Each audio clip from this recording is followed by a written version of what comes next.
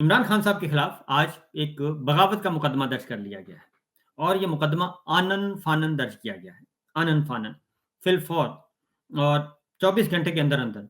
اور یہ ساری چیزیں ان کو ریگولیٹ کون کر رہا تھا؟ یہ اصل بات یہ ہے کہ اس مقدمے کو ریگولیٹ کس نے کیا اور اس مقدمے سے متعلق پاکستان کے میڈیا کو آگاہ کس نے کیا، اور کیا بظاہر تو یہ مقدمہ ہے جی ایف آئی اے نے کیا ہے، ٹھیک ہے جی، ایف آئی اے نے، اور اس کو وزارت داخلہ نقوی سرکار، لیکن یہ خبریں جو ہیں وہ ریلیز کی اس سے متعلق، وہ کس نے ریلیز کی؟ وہ وزارت داخلہ نے ریلیز نہیں کی، وہ کرائم رپورٹرز نے ریلیز نہیں کی، اور جو جیل کو کور کرتے ہیں انہوں نے نہیں دی۔ نمبر 1، نمبر 2، نمبر 3، یہ اس کے بعد آج ایک ٹیم گئی اور ٹیم کے جانے کی خبر بھی وزارت داخلہ نے نہیں جاری کی، کرائم رپورٹر نے نہیں دی، یہ بھی کہیں اور سے آئی۔ تو یہ جو خبریں ہیں یہ بھی کوئی اور ریلیز کر رہا ہے، اس کا مطلب ہے کہ ریگولیٹ بھی کوئی اور ہی کر رہا ہے۔ اور یہ معاملہ اس وقت بغاوت کا مقدمہ درج کرنے کا نوبت کیوں آئی؟ پہلے تو میں آپ کو بتا دوں کہ یہ نوبت اس لیے آئی، نوبت میں بعد میں بتاتا ہوں، پہلے ذرا آپ کو میں بتا دوں کہ کس بنیاد پہ انہوں نے کیا ہے۔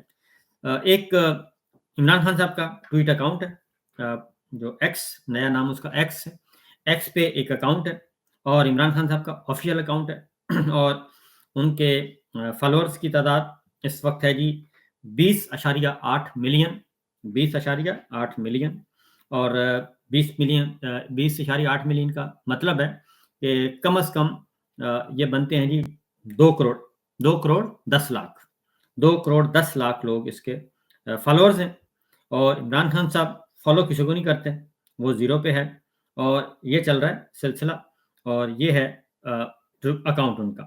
اس کے بعد آ جاتے ہیں کس اکاؤنٹ پہ انہوں نے کیا۔ یہ اکاؤنٹ ہے جناب ایک دن پہلے کا ایک ٹویٹ ہے، اور وہ ہے سابق وزیر اعظم عمران خان کا اڈیالہ جیل سے پاکستانی قوم کے نام پیغام۔ اور یہ پیغام کیا ہے؟ اور انہوں نے یہ کہا ہے کہ ملک کی تاریخ میں پہلی مرتبہ، ملک کی تاریخ میں یہ پہلی مرتبہ نہیں کہ فرد واحد اپنی طاقت بچانے کے لیے پورے ملک کو داؤ پر لگا دے۔ یحییٰ خان نے بھی اپنی طاقت بچانے کے لیے عوامی لیگ اور شیخ مجیب کو دھوکہ دیا تھا۔ حمود الرحمان کمیشن رپورٹ میں واضح طور پر لکھا ہے کہ ایک شخص نے اپنی طاقت اور اقتدار کی طوالت کے لیے ملک کو دولخت کر دیا۔ اس ایک شخص کی غلط پالیسیوں کی وجہ سے، یعنی کہ جنرل یحییٰ کی وجہ سے ہمارے 90,000 فوجیوں کو قیدی بنا لیا گیا تھا۔ بھٹو نے 50,000 بے گناہ جانوں کے ضیاع کا خود اعتراف کیا تھا، حالانکہ اصل گنتی اس سے کہیں زیادہ تھی۔ ملک کی معیشت کو اس وقت اربوں ڈالر کا نقصان ہوا تھا، آج تک ہم اس نقصان کا ازالہ نہیں کر پائے، اور آج بھی وہی کہانی دہرائی جا رہی ہے۔ آج پھر ایک شخص اپنی طاقت کو بڑھانے اور اقتدار کو طول دینے کے لیے نظام کی جڑوں میں بیٹھا ہوا ہے اور نظام کو تباہ کر رہا ہے۔ اس ملک کا مٹھی بھر اشرافیہ ملک کے تمام نظام، وسائل، اقتدار اور طاقت پر قابض ہے۔ اس قبضہ گروپ کا جب دل چاہتا ہے آئین کی دھجیاں بکھیر دیتا ہے، ججوں کو دھمکیاں دیتا ہے، جمہوریت کی عکاس پارلیمنٹ کے تقدس پر حملہ آور ہوتا ہے، عوامی نمائندگان کو اغوا کر لیتا ہے، ہمارے ایم این ایز کے گھر کی خواتین کو اٹھا لیتا ہے، اخلاقیات سے آری یہ مافیا خود کو آئین اور قانون سے بالا تر گردانتا ہے۔ اسی چھوٹے سے طبقے، اس اشرافیہ نے اس ملک کو غلام بنا کر رکھا ہوا ہے۔ آج بھی اپنی ذات کے لیے یہی سب کچھ کیا جا رہا ہے۔ سپریم کورٹ واحد ادارہ بچا ہوا ہے، اب اس پر بھی حملہ آور ہو رہے ہیں۔ ملک میں یہ ظلم و بربریت کا نظام نافذ ہے۔ ترقی اور عہدوں سے نوازنے کا پیمانہ عدلیہ میں تحریک انصاف کے خلاف فیصلے اور حکومت میں فسطائیت ہے۔ اس بات کی 3 وضاحتیں مثالیں قاضی فائز عیسیٰ، محسن نقوی اور ہمایوں دلاور ہیں۔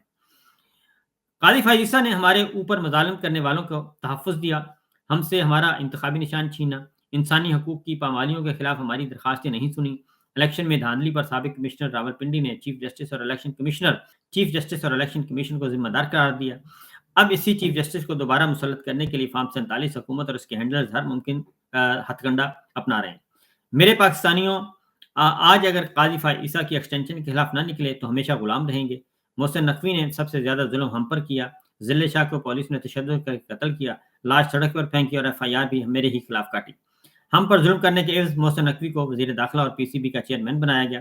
ہمایوں دلاور کی وجہ سے اور بشرا بی بی آج غیر قانونی طور پر پابند سلاسل ہیں، اس کے عوض ان کو اربوں مالیت کی زمینیں تحفے میں دے دی گئیں۔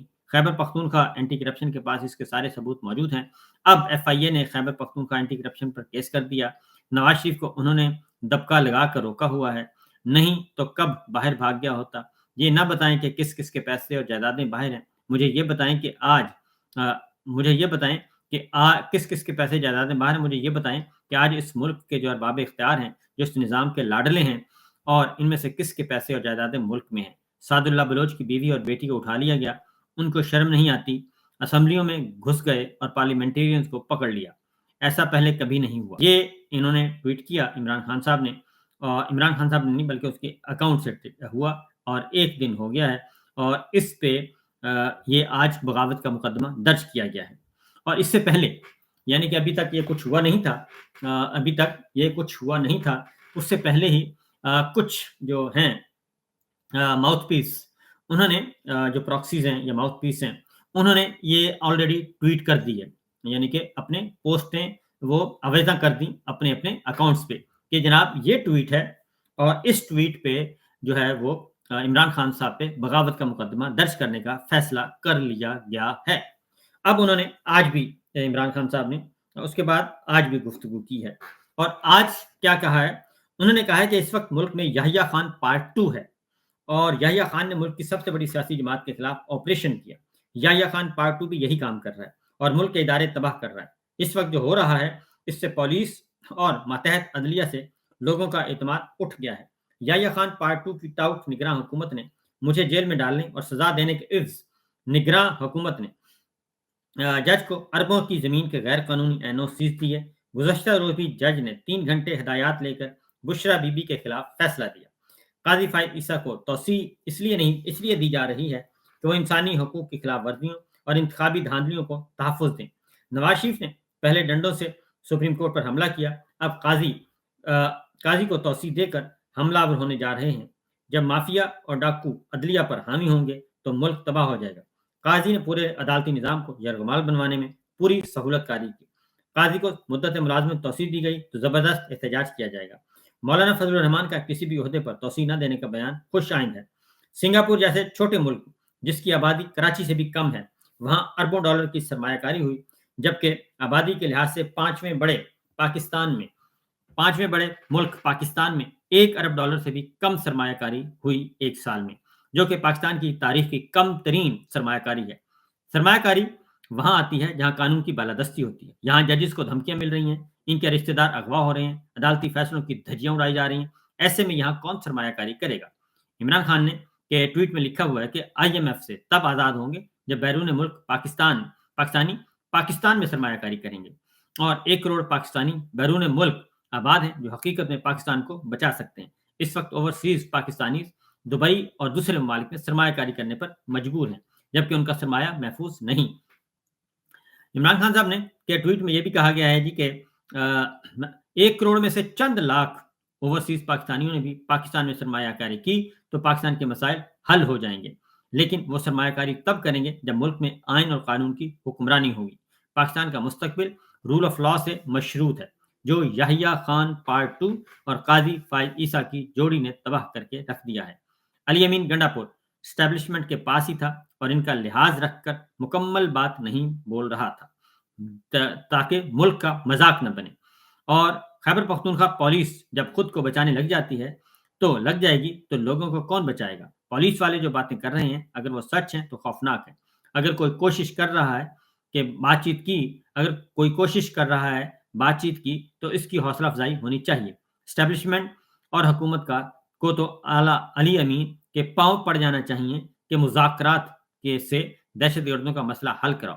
جتنے ملٹری آپریشنز پاکستان میں ہوئے اور کہیں نہیں ہوئے، مگر امن نہیں، کیونکہ یہ پالیسی ہی ناقابل عمل اور ناقص ہے۔ اگر میں وزیر اعظم ہوتا تو میں ضرور وزیر اعلیٰ خیبر پختونخوا کو افغانستان سے بات چیت کی اجازت دیتا۔ نواز شریف کے دور حکومت میں پرویز خٹک کو افغانستان بھیجا گیا تھا، اور اشرف غنی کی حکومت پاکستان کی مخالفت کے باوجود میں افغانستان گیا اور اشرف غنی کو بھی پاکستان بلایا۔ امن اور انصاف نہیں ہوگا تو سرمایہ کاری کیسے آئے گی؟ علی امین گنڈا پور نے ہرگز خیبر پختونخوا کو آزاد کروانے کی بات نہیں کی، یہ جھوٹ اور پروپیگنڈا ہے۔ تحریک انصاف واحد پارٹی ہے جو ملک کو اکٹھا رکھ سکتی ہے۔ شہباز شریف کو وزیر اعظم کہنے کا کوئی فائدہ نہیں، وہ ایک ٹاؤٹ ہے